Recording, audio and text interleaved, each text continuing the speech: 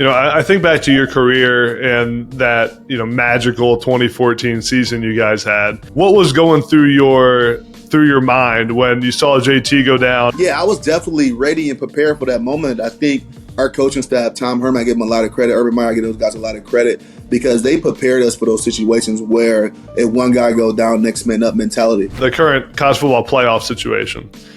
Because the situation on paper is similar to that year in 2014 we just talked about regarding Florida State. They lose their starting quarterback. Give me your perspective on that. What do you think about, did the committee get it right? Did they get it wrong? And how does your personal experience impact how you feel about it? I think my personal experience is I'm going to be a little biased to it. Yeah. I think Florida State did everything right to lead up until this point of win all your games, win your conference game, even though, that's almost been the formula to get into the college football playoffs for a Power 5 team. But it's always a curveball in there. It's always a rebuttal. It's always an asterisk of saying, okay, but if this happens. I think what really ultimately hurt them, do I think they deserve a chance to be in the college football playoff? On paper, yes. But when you see them play, probably not. Losing to Michigan a few years in a row, obviously Ohio State fans aren't going to be happy. And, Ryan Day has had so much success there in that program. What do you think Ryan Day's I don't want to say what his future looks like because I think some of that talk is like, that the hot seat talk can be a little rah-rah sometimes. But at some point, Ohio State fans want you to beat Michigan. I guess what's your take on the state of the program? What's up, guys? Welcome into the next podcast. I'm Adam Breneman. Awesome episode for you today. It's a guy I've wanted to have on for a long time. Former Ohio State and NFL quarterback Cardale Jones. Man, there's a lot this guy is known for. He's on television now, but had a great career at Ohio State. Led Ohio State to a national championship in 2014. Has the famous I ain't come here to play no school tweet. He's been a big name in football, college football, NFL for a long time. So it's also great timing because Cardale Jones led Ohio State to a national championship after JT Barrett got hurt in 2014. Similar situation to Florida State currently. Florida State missing the playoff, obviously. He has a unique perspective on that. Also going to talk to him about Ryan Day, head coach at Ohio State, his situation, where Ryan Day is at. Is he on the hot seat? Is he not? What needs to happen in the future at Ohio State? He also tells some awesome Urban Meyer stories. So you guys are going to love this episode. Before we get there, please, one, support our sponsors on this show. Supporting them supports me, supports the show, allows me to put this on at a high level and have the best guests in the country on here. Also, please like, subscribe, comment, whether you're on YouTube, Apple, Spotify, wherever. Share this podcast, press the like button, throw a comment, rate it if you're listening on audio. Post it on social media and follow on social media at Next Up with Adam, my personal social media at Adam Breneman and at Adam Breneman81. Your support means the world to me. Doing this podcast all football season, all off season has been really awesome. And it's a humbling experience when I go travel places and people come up to me and talk about the podcast and having coaches on. It's really, really cool. So I appreciate everyone's support. Let's go talk to Cardale Jones. What's up, guys? It's Adam Breneman. It's now holiday season. You guys are looking for gifts. I'm telling you right now, check out our merch store. We have super high quality merch. My favorite is this college football tee. If you're a college football fan, you need this thing. We have college basketball tees, tons of merch for college sports fans. Use the code AdamB15 for 15% off at checkout. Go get some college football merch and check out our other styles today. Next up. Cool. We'll get rolling, man. Well, I appreciate you joining. I've been wanting to have you on the podcast for a long time, man. Just all your experience in college football, but I felt like now was like a perfect time with everything going on at Ohio State, the playoff, your career. But how you doing, man? How's everything been? Good, man. I can't complain, man. Just indulging in these new opportunities in life, and as life after football continue to develop and trying to find my niche in this world, I guess, and still staying close to the athletic world with some of the things I'm doing. Yeah. But big fan of the show, first and foremost, and clearly followed you through the things you was able to do through your career. So I appreciate it. Thanks for having me. Yeah, appreciate it, man. So what I saw you were doing some TV stuff this season, right? Yeah. So I became an analyst with CBS Sports. So I had some cool opportunities to be up there in the studio with a great host of guys and people that I admired from afar and they respected in that media world. And it was pretty cool to see the behind the scenes stuff of the production and really dive into how everything comes together. Yeah. And how much time, effort, and energy these guys put in to really being some of the best, respectively, in their fields of what they do on a week in and week out basis. Yeah. Man, I'll never forget my first TV experience. I want to hear what yours was like.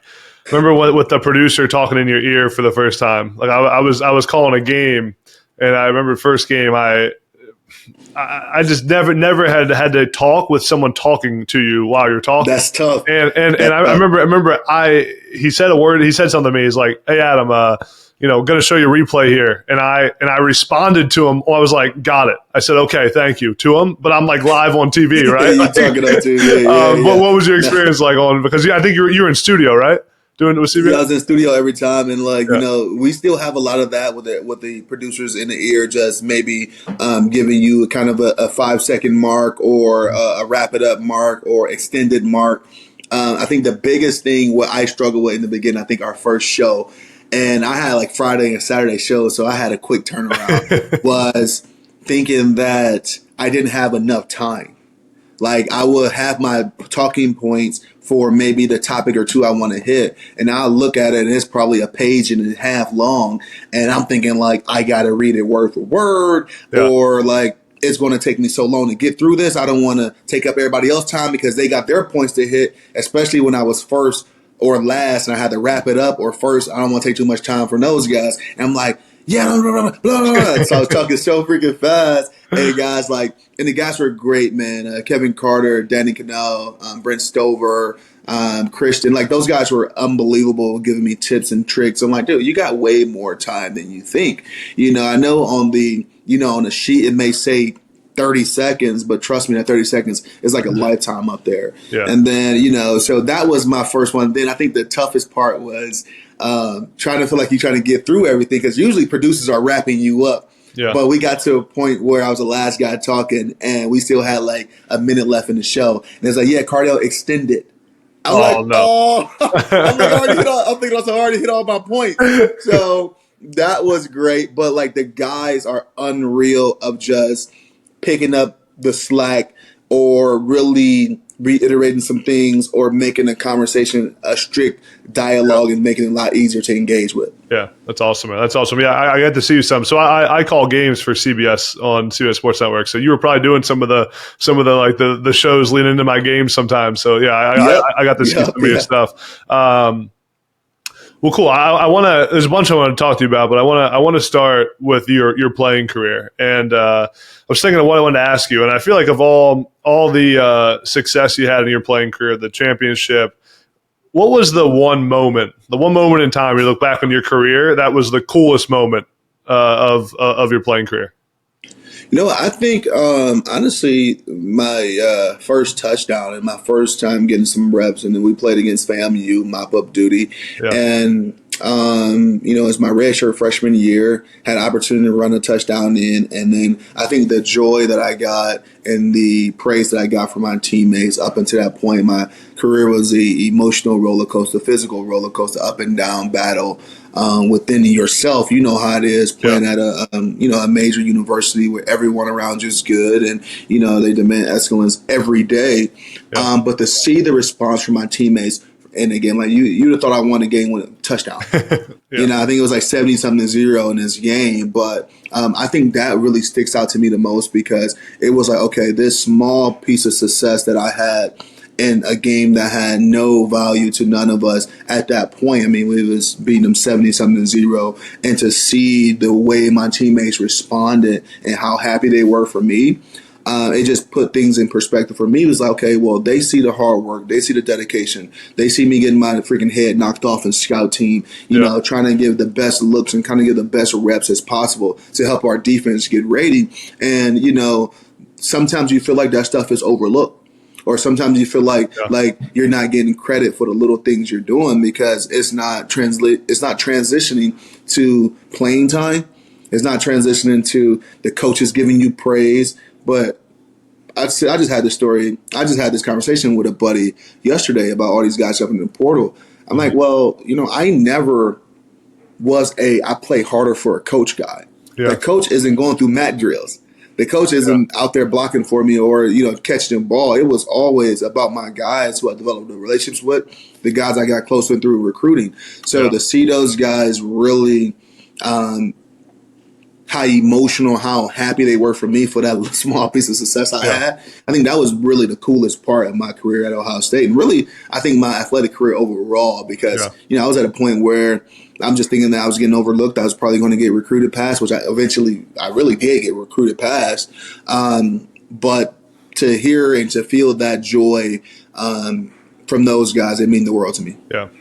Today's episode is brought to you by Ekron Athletics. Listen, you guys know I was an injury-prone player during my playing career. Felt like I was hurt having surgery every other season. Looking back on it, I wasn't recovering the right way. So now in my post-playing career, I made it a mission to figure out how to recover best. And that's when I found Ekron Athletics. Their B37S percussion massage gun, this thing right here, has changed the way I recover after big workouts. I wish I had this thing when I was playing. It was named the best overall massage gun by GQ, Sports Illustrated, and other trusted publications. I'm telling you, every player and athlete out there should be using this thing to recover after workouts and games and to get loose before games and practices. And even if you're not playing sports and using it before the gym and after the gym, I use it when I'm sitting at home watching college football every Saturday. I mean, this thing is beautiful. I love it. I take it with me everywhere I go, even on the road when I travel. Oh, and the B37S massage gun is not just about a quick fix. It's got a long battery life, and it comes with a lifetime warranty guaranteeing this thing lasts much longer than my football career did. Whether you're a current athlete, a former athlete, or just an everyday person trying to stay in shape, you need to try the B37S percussion gun from Ekron Athletics. Go to ekronathletics.com today and start recovering faster and moving easier. That's Ekron Athletics, and use promo code NEXTUP for 25% off your purchase. That's EKRIN athletics.com with promo code NEXTUP for 25% off your purchase. I think back to your career and that, magical 2014 season you guys had.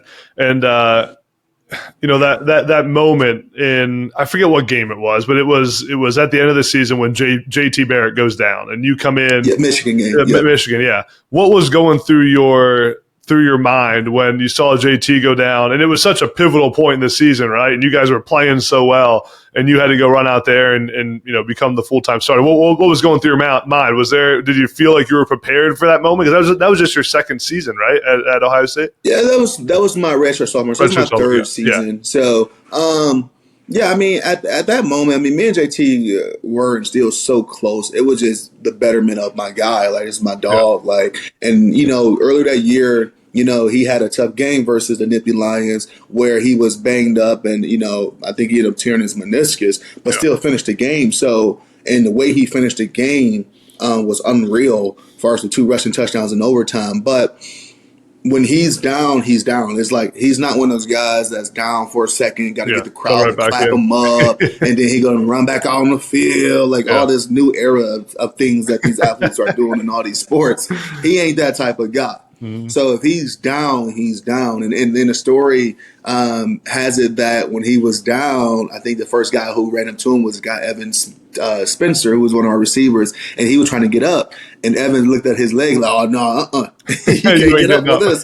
So he's a tough guy. But, yeah, I was definitely ready and prepared for that moment. I think our coaching staff, Tom Herman, I give him a lot of credit. Urban Meyer, I give those guys a lot of credit because they prepared us for those situations where if one guy go down, next man up mentality. We would have periods in practice when it was good on good, winner loser days, where he would just scream out, hey, the left tackle got equipment malfunction and we got to get his backup in for one play.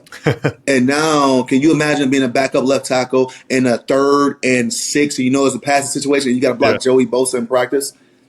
So if you're not ready for those moments, if you're not preparing, I don't know, first and foremost, I don't know what tackle will be ready for that moment. Yeah. But if you're not physically ready and putting yourself in those mindsets, your time can happen any given time. It can be your time, and really preparing like a starter at all positions. I think once that time happens, you won't be able to take advantage of it. You won't be able to capitalize on the opportunity. So, but I always didn't think like that. Clearly, I always didn't think like that. It took the middle of the season where Coach Herman, our offensive coordinator, quarterback coach at the time, really helped change my mindset on just preparing like a starter.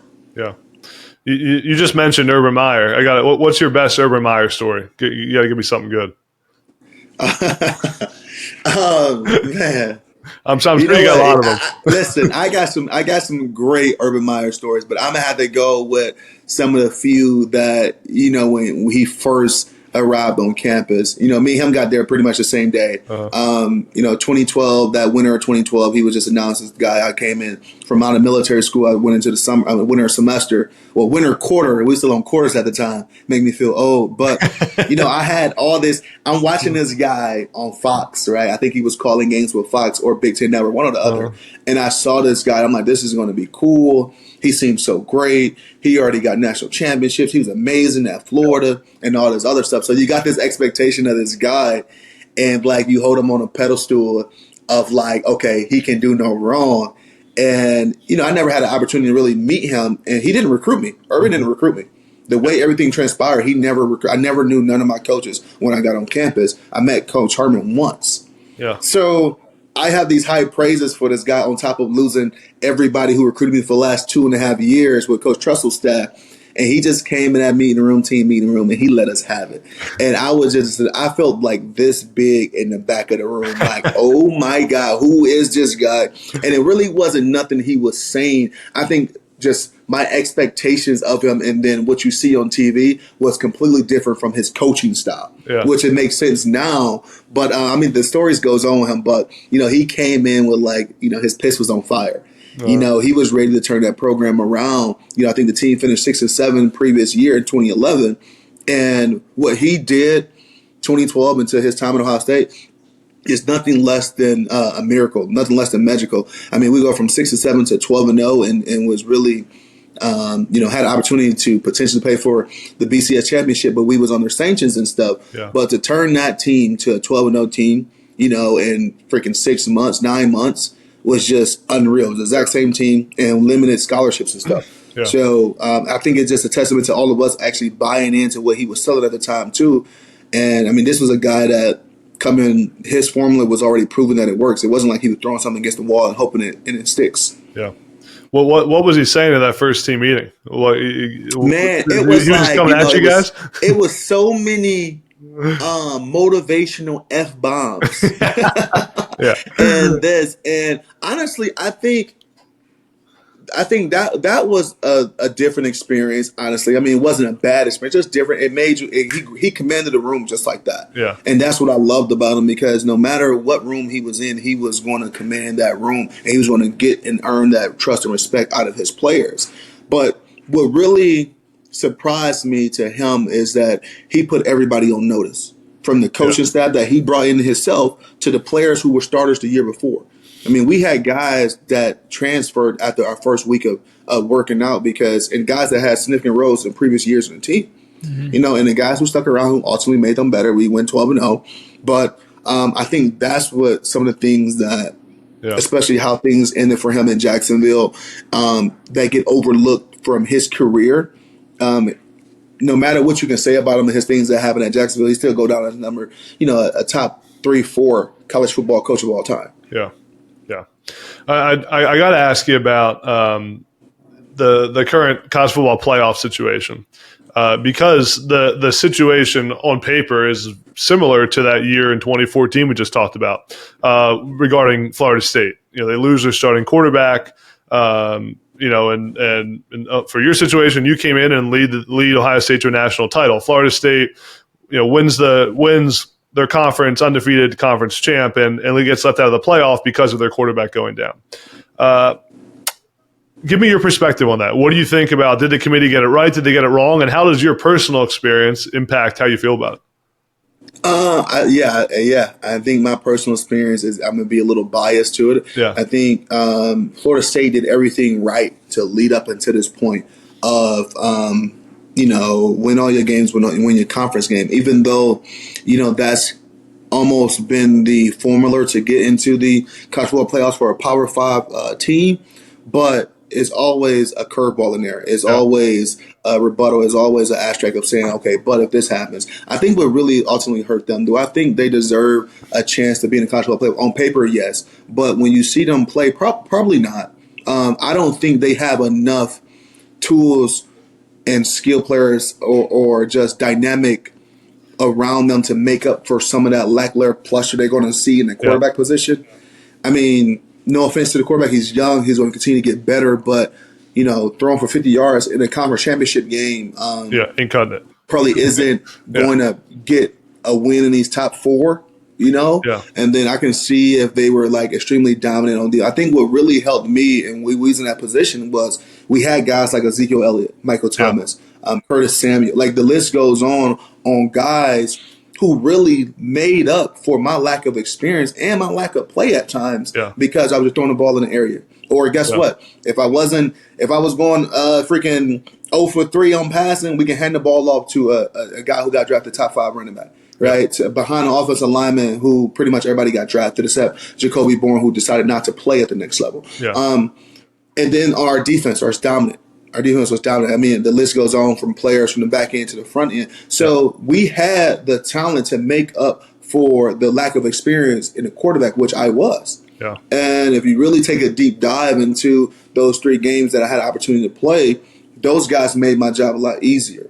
I don't think Florida State has that right now to make up the play and the lack of experience for a freshman quarterback, or if the backup was healthy enough to play in these playoffs after getting out the portal. So I think that's why the committee really took them out. But on paper, they did everything right as far as going undefeated and winning their conference. It just sucks that it had to go the way it did. And I think, if you ask any of our coaches, from that 14 season, that was in their minds, even though they never kind of installed that with us. Like, we got to win this game. We got to win this game big to make a jump, to make a push over, I think it was TCU and Baylor at the time, who unfortunately didn't have a Big 12 championship game, which ultimately cost them, right? We had to have that lasting statement on that team, on the committee, to say, okay, look where this team at right now versus, okay, I know Florida State's undefeated, but look at the last 2 games, right?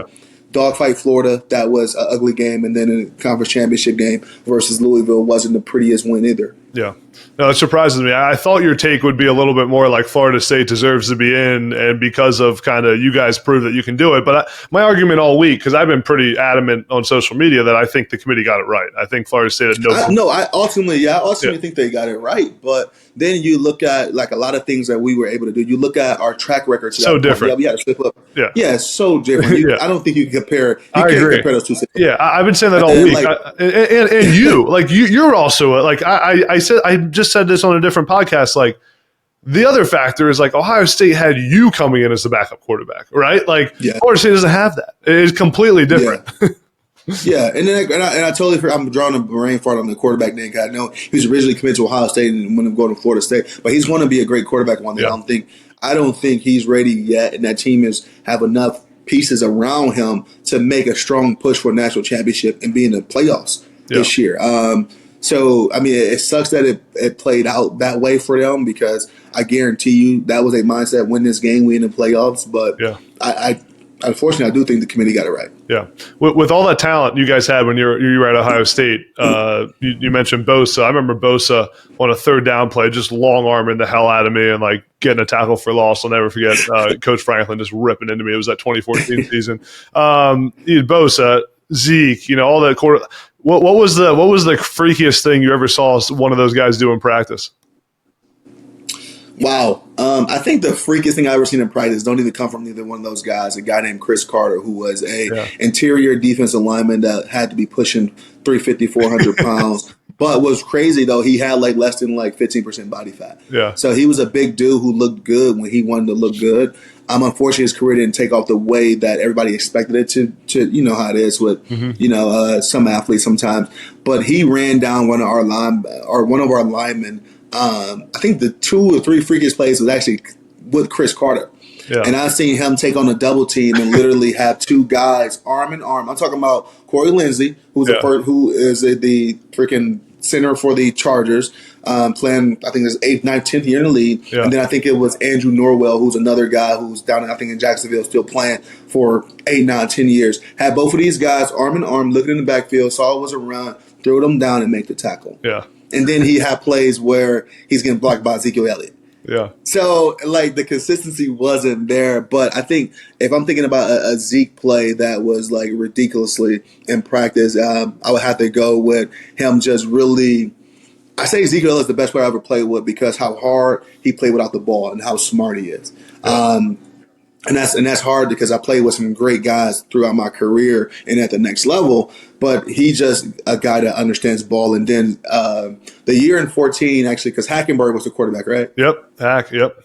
So when Bosa some way somehow ended up on y'all running back, and he drove him to Hackenberg's leg for the football. Oh yeah, yeah. So he did that to me in practice that following spring. Ooh. And I don't know how he beat one of our tackles or something like that so bad, like so fast. And our running back looked up and Bosa was in his lap, but Bosa was actually trying to stop. He was trying to stop, and he fell into the running back, and Bosa somehow, some way, like kept both of us from falling. Yeah. So I think that was one of the most freakiest thing I ever seen him do, outside of the way he can just bend the corner. And I mean, you had to block him a few times, so you know how freakishly strong and athletic he is. Not fun, but. Yeah, not fun, not fun at all. Not fun at all. I can only imagine. But yeah, those guys, man, they were just things I love about those two guys in particular, and a lot of those guys on that team and guys I played with here at Ohio State, is that they were perfectionists. I mean, I personally never knew what time practice started because 90% of the team were already on the field doing something. Yeah. If the other guys was the other 10% maybe doing something in the training room or maybe jumping in the hot tub before, everybody was always doing something to get better. Yeah. So I never knew, like, we'd be in a full blown sweat before walkthroughs, before the warm up. Yeah. Like, because we maybe did some routes on air, maybe got some work in at 80% speed where the DBs are shadowing guys and they're working, not grabbing. They got their hands behind their back, or they got boxing gloves on, and the linemen are on the sleds before. Like, it was all, I never knew what time practice started. Yeah. Then after practice, it was the exact same thing. Yeah. It was everybody was always doing something. Yeah, and that speaks to the culture, I'm sure, that Urban instilled in everyone too, right? Just the championship culture. Yeah. Yeah. That next season then too, I know I spent a lot of time in your career. I'm just interested. There's so many interesting facets to it. That next season, you guys had one of the most insane quarterback situations I think anyone's ever had. You had Braxton Miller, one of the Heisman favorites. You had JT Barrett, all competing in that spring ball. What was that? What was that spring like after you guys won the national championship? Well, JT was still rehabbing his broken ankle, and Braxton was still trying to rehab. He was still coming off a rehab of his shoulder. So I remember just kind of vaguely hearing the news that Braxton wouldn't play quarterback anymore just because of the injury and what limited it did. The surgery had some limitations to his range of motion, and JT really didn't practice again into to fall ball, but. Knowing that this competition was waiting on me in fall ball, I think I wanted to get as many reps, as much experience under my belt as possible to go into this battle prepared, because these two guys are coming off injuries, but these guys got a lot of football under their belt. And to be honest, they fit this offense a lot better than I do. Yeah. Right. Especially with the departure of Tom Herman, who was our coordinator at the time, coming into a new coach, Tim Beck. I think Ed Warner took over the play calling style. So I felt like I needed to get as many reps as possible, develop these relationships with these new play callers, this new coach, to give me that slight edge when these guys get back healthy. Because at the end of the day, I wasn't Urban Meyer's recruit. Yeah. So in the back of my mind, I always felt as if I had to play perfect for him not to put his guys back in. Yeah. And no offense to that mindset, but these also were guys that was more than capable enough to get wins as well. Yeah. So I'm just like, I put so much pressure on myself, and I think the way the coaches went about it as well, they wanted that kind of, I want to say, competition throughout the season, which I didn't agree with, where it ultimately didn't get us the goals that we wanted, and it didn't get us the performance that we was looking to have individually to ultimately help the team. Yeah. Before we get back to the pod, we got to talk about something super important.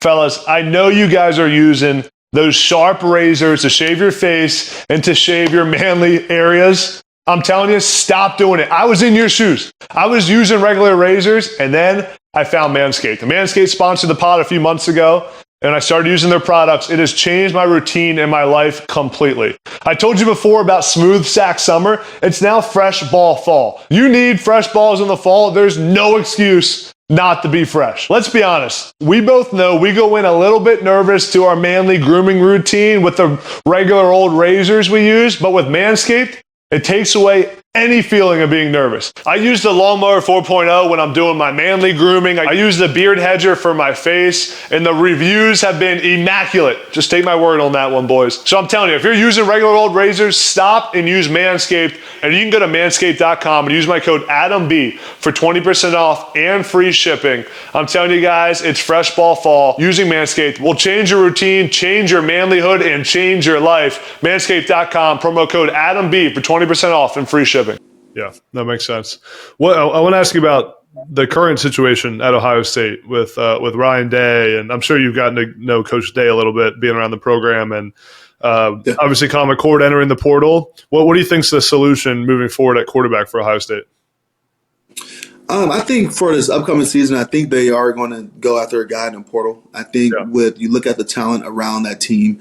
You look at guys like Emeka Buka, who most likely will return. You look at those linemen. You look at that running back position. You look at those defensive guys. Those guys, I think Ohio State is in a position where they have to win now.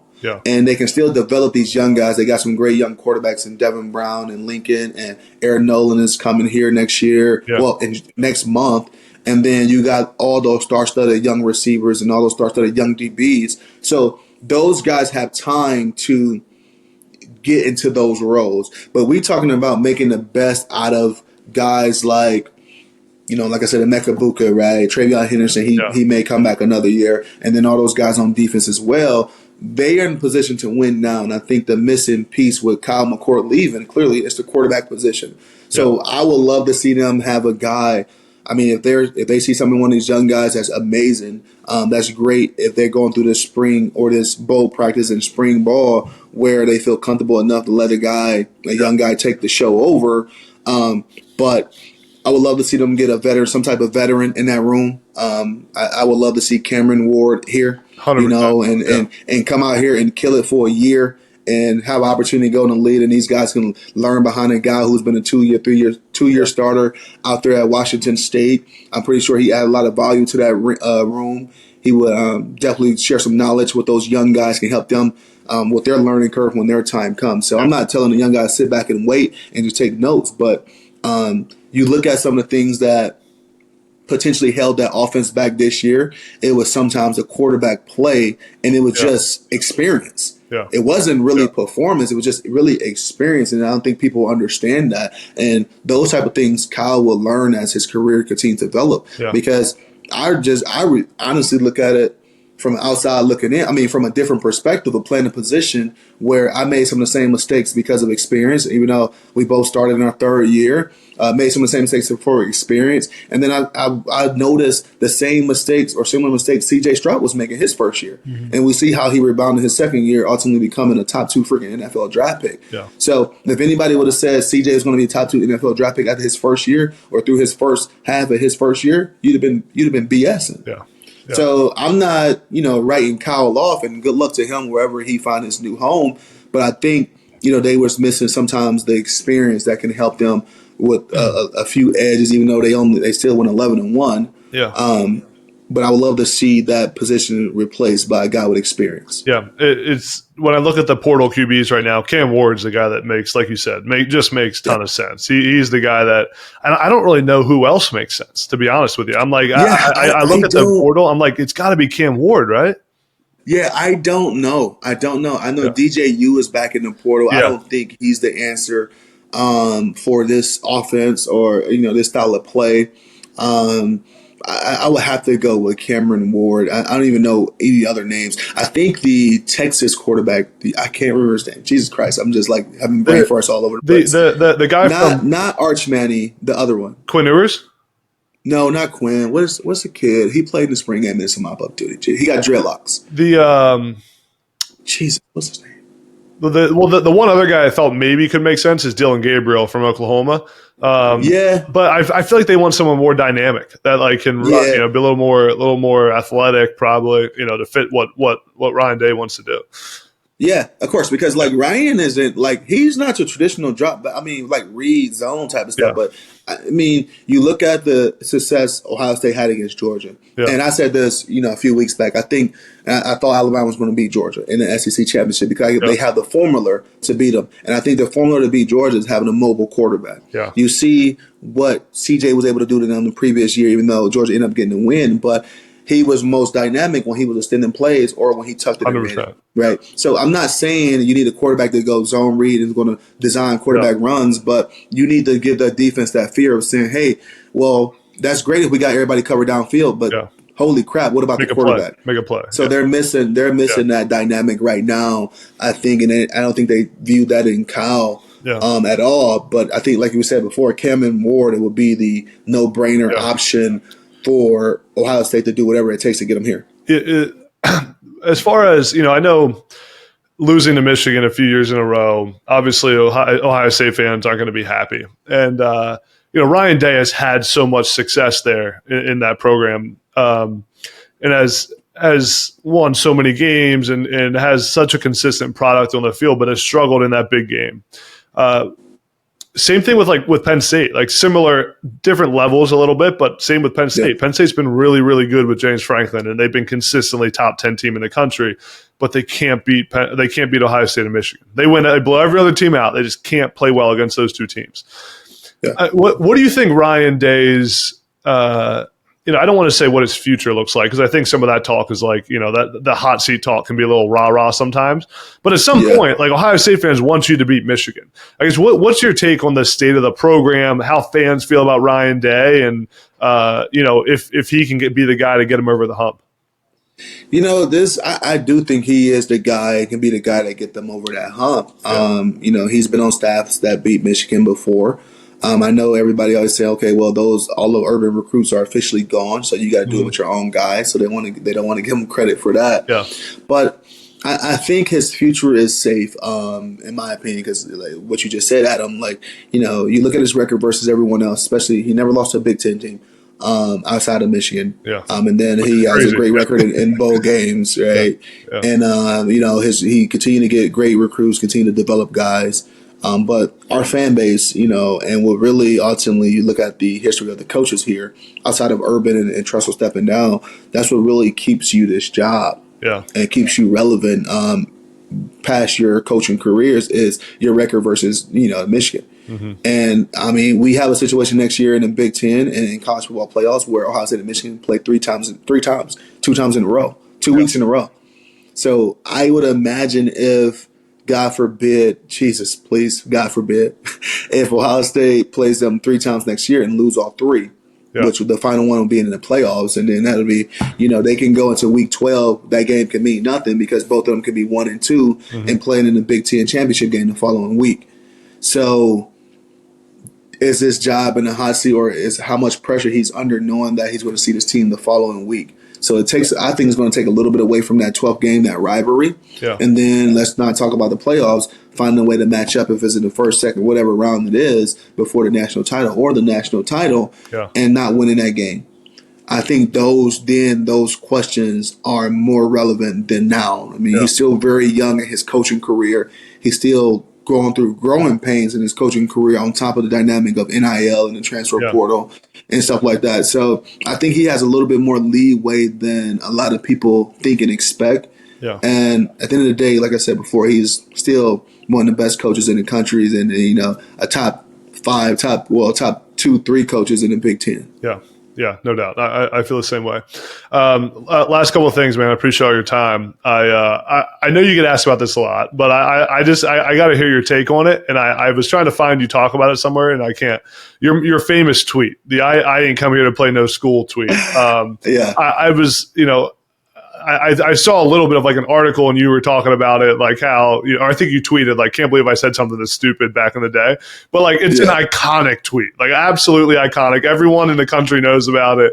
It said constantly, give us the backstory on the I ain't come here, we ain't come here to play no school tweet.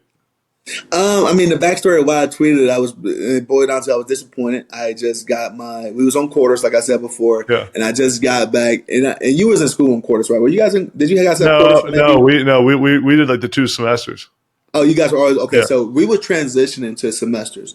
Quarters, it happens so fast. Like first week and a half of classes, you got a midterm like the following week. Yeah. So it was happening so fast. I remember just putting all the time, effort, and energy into studying for this midterm, and I didn't get the grade I wanted, but still a high grade. I didn't get the grade I wanted, and I was bummed out because it was right during the time I had to apply for a major. Yeah. And I knew I needed a in this course, and if I didn't get a on this midterm, it was going to be tough. I had to get a damn near perfect score on the final to get an A in the course. So I had it all figured out, and it was my last grade that was going to help me apply for my major. I needed a certain GPA, and I was just pissed. And I tweeted that, coming out that class, and I was just like, it made me put things in perspective. And I think, honestly, the way that things are handled now, that tweet is a reality. Yeah. If you really think about it, when you think about the portal, when you think about NIL, these guys are going to schools for, where they can capitalize on the NIL the most. So they're not talking about the education, and then like my argument is always this, when those coaches come recruit you, education is inferred, but it's not installed. No. It's not like, hey, come to Ohio State because we got a great engineering program. It's like check the box with it, but that's it. Yeah, exactly. Like the littlest thing that we hear in recruiting, and that's not just from Ohio State, but all coaches around the country, is the only time you hear about the academic part of things is on your visit for 30 minutes, and then you go back to the facilities and how much you're going to eat and the gear you're going to wear and all this other stuff. Yeah. So, and then another thing on top of that, well, when you commit to a school, like these kids ain't saying, hey, I'm committing to Fisher School of Business at Ohio State. Hey, I'm committing to Ohio State Buckeyes to play football. Yeah. So that mindset is already installed in the guys. And a lot of, I kid you not, a lot of guys are shell shocked when they understand that, yes, you have to go to class and maintain a certain GPA. They're like, what? I know nothing about this. But, clearly it was a dumb mistake. I wish I can take it back or say it in a very a better way to get my message across and get my feelings across at that time. But, it's pretty cool to see that in the textbook of what not to do on social media. Did you get a call from Urban Meyer right after you tweeted that? Oh my God. I got scolded by Coach Meyer. I mean, everybody you could think of, and it was so funny because my academic advisor at the time, a guy named Pierre, he was trying to cover for me, and I didn't pick on to it. So I was getting all these missed calls because it went viral. And I make the argument today. I'm like, I blew up Twitter. Yeah, because Twitter was still so new. So I'm like, literally, so I remember that following night and then that following day in the morning, like that tweet was on like Good Morning America. Yeah. That tweet was on ESPN. It was everywhere, Fox, everywhere. Yeah. And I remember Anchor was like, college student athlete at Ohio State, Cardale Jones, took his thoughts to Twitter. Like she didn't know how to say Twitter. and tweeted out like Twitter was still so new. Yeah. And they was like, if you don't know what Twitter is a social network site where you can use up to 130 characters to engage with people. Like it was like you had to tell people what Twitter was. Yeah. And but going to the part where I got scolded, but Pierre tried to cover for me, and they were like, hey, just come over to the facility. I'm like, hey, I got another class. Like, no, don't worry about it. Come over to the facility right now. So I walk into Coach Meyer's office. It's Coach Meyer. It's my offensive coordinator. It's Gene Smith. It's and the president of the school. Wow. And I kid you not, I'm thinking they about to tell me, we're getting ready to play Nebraska. I'm thinking they about to tell me I'm about to get ready to start. It's all these heavy hitters. It's all these heavy hitters in the office. I'm like, I'm about to start. So I'm like, they're about to tell me, like, hey, it starts today. Like, let's do this. I think they're about to give me the pep talk. Yeah, we're going to start you and blah, blah, blah. And Pierre, so I walk in the room, Pierre's in front and all those guys behind him. So Pierre is looking at me like, hey, Cardale, like I told them, you just broke up with your girlfriend and, she hacked your phone and she tweeted that stuff out earlier today. You didn't do that. So I look at Pierre, I say, hey, no, that was me. I tweeted that. So Pierre was looking at me like this. You're a moron. And I didn't catch on. And he must have been trying to cover my butt to them before I got there. Yeah. And like, I just was like, I remember leaving like there and the coaches was like, they just ripped me. And I just remember leaving feeling so bad for Pierre. I'm like, man, he probably about to get fired because he's probably lying for me. Yeah. But try to like soften that, a whooping I got from the coaches and stuff. But I legit thought they're about to tell me I was starting. That's awesome. That thing's iconic, man. It's on T-shirts. Yeah. It's so many kids around graduation time in high school. I kid you not, and in college. So usually in the summer, it's so many kids that use that for their senior quotes and tag me on social media every year. I love it. The legend lives on forever. So I want to ask you, because I talk a lot on this podcast with people about overcoming adversity and overcoming tough moments in your career. And so I want to ask you, like in your playing career or even post-playing career, what do you think's been your toughest moment, and how'd you overcome it? Yeah, I think that's a great question. I think when you talk about adversity, I think we all face adversity in every aspect of our lives. But I think really the toughest one in my career, outside of my personal life, it had to be being benched in 15 and going through what I went through in 15. In 14, I was in a similar situation where, when Braxton got hurt in camp, the coaches, quote unquote, had a QB battle between me and JT, which I never knew the battle opened back up because the previous spring I won the backup job. Yeah. According to them. And, 15, whatever, he become the starter. And, I remember going through the first 4 or 5 weeks and I talking to my coach and I was like, hey, you know what? I think I'm going to transfer after this year because you guys are giving me a lot of praise, how well I'm doing and all this other stuff, but he's playing really good. He's younger than me. Look, I've never had an opportunity here. And I do think this is not me being selfish. I'm not saying I'm better than anyone, but I do want to have an opportunity to play somewhere. And we said we reconnect with those conversations after the season. And one thing that stuck out to me, what Coach Herman said to me, was that when you have a quarterback in a season, you want to make him feel like he's the guy no matter what. Like he'll win, lose, or draw with this guy. And I respected that and I understood that. And I accepted my role at that point as the backup going into in the middle of the 2014 season. So I'm like, okay, cool. But up until that time, they just keep telling me, stay ready, you're doing great. Oh, we're going to get you in. We're going to do this. We're going to do this, trying to create packages and all this other stuff. But it just never happened, So it was really discouraging. And then I finally had a chance to play due to injury. Then going into the 15 season, I was named the starter, I guess, by default. I don't know. I mean, like I tell my coach, I never felt like I was a starter, ever, there with JT and these guys were healthy. Cause I wasn't this recruit. I didn't walk the straight and narrow. I wasn't, yes, sir, no, sir, blah, blah, blah. Like I wasn't that guy which Urban Meyer wanted at that position. Yeah. And outside of, like I said, being JT was his recruit. And so I was always on a short leash. And everything I was told the previous year about if you're the starter, we don't want to battle throughout the season, all this other stuff, the roles was completely flipped when I was, quote unquote, the starter. Yeah. So I just felt like they never wanted me, So I think dealing with that adversity and finally being benched, it was actually after we played you guys, we wore all black in 15. And, I think I was benched like the second drive of the game or something like that. And, the coaches bring me in the next morning and tell me that, oh, well, hey, we're going to go with JT. I said, dude, save the shit. I said, I knew that's what you wanted to do. I said, I'm good. I said, now I accept my role or whatever the role is instead of you telling me it's something and then you not living up to it. Yeah. Like you telling me I'm the starter, but you treating me like a redheaded stepchild. Yeah. So I walk right at the meeting like, oh, perfect. I'm good. See y'all later. You don't have to try to dumb it down to me. I knew you didn't want me to be the starter anyway. Yeah. For whatever reason. Yeah. And I knew and then JT, having conversations with him because me and him after games, we'd talk to each other like, dude, we suck. Like me and you suck. And it sucks when, we go 3 and out and I'm already warm or JT's already warming up. Yeah. Or it sucks when JT don't get it done and he got me back in the game. So he's never getting in rhythm. So all of that stuff I think played into our downfall in 15. And then ultimately, when JT became the starter, the full-time starter, they named him the full-time starter, he gone and had the best game of his career.